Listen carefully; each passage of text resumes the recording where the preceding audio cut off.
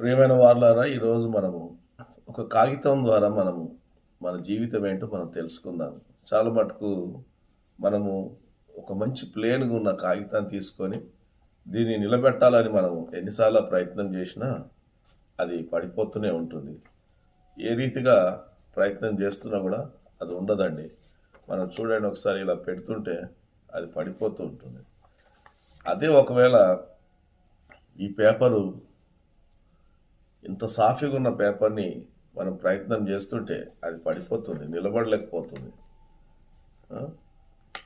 అదే ఒకవేళ ఈ పేపరు కొంత ముడతలు పడిపోయిందనుకోండి. ఆ ముడతలు పడిన తర్వాత ఆ పేపర్‌ని మనం ఇలా నిలబెట్టడానికి ప్రయత్నం చేస్తే అది చక్కగా నిలబడుతుందండి. ఎందుకు అంటే, మళ్ళొకసారి మనం ప్రయత్నం చేద్దాం. ఇంకా ముడతలు చేద్దాం దీని జీవితం. చూడండి, ఎంత భయంకరంగా మనం ముడతలు చేస్తే అది అంత చక్కగా నిలబడడానికి ఆస్కారం ఉంది. నేను మరి ఈ పేపర్ ద్వారా తెలియజేసే విషయం ఏంటంటే, మనిషి జీవితంలో ఎంత సుఖపడాలి అని అనుకుంటాడో కానీ, ఆ సుఖం వెనక ఆయన జీవితంలో సుఖించే పరిస్థితి చాలా తక్కువగా ఉంటుందండి.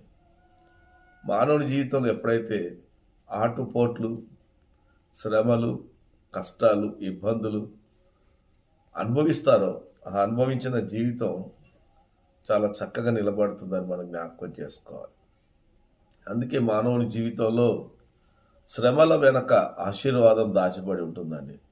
మనం ఏ కష్టం చేయకుండా నేను జీవిస్తాను, నేను బ్రతుకుతాను అనుకొని ఒక ప్లేన్ కాగితం లెక్క మనం ప్రయత్నం చేస్తే అది ఎప్పుడు కూడా పడిపోతూనే ఉంటుంది.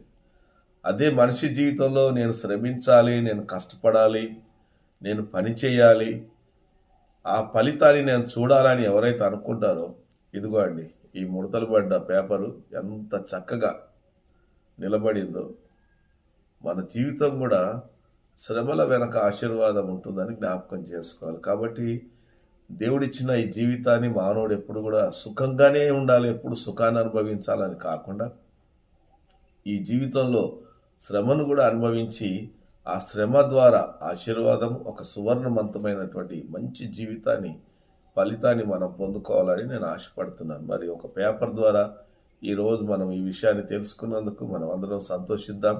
మరి నిజంగానండి, ప్లేన్‌గా ఉన్నప్పుడు నిలబడలేది, ఎన్నో ముడతలు పడ్డ తర్వాత నిలబడగలిగింది. మనిషి జీవితం కూడా అంతే అండి. శ్రమల తర్వాతనే మనిషి ఒక చక్కని జీవితాన్ని పొందుకోగలుగుతాడు. దేవుడు అటువంటి కృపను దయచేయును గాక. ఆమేన్.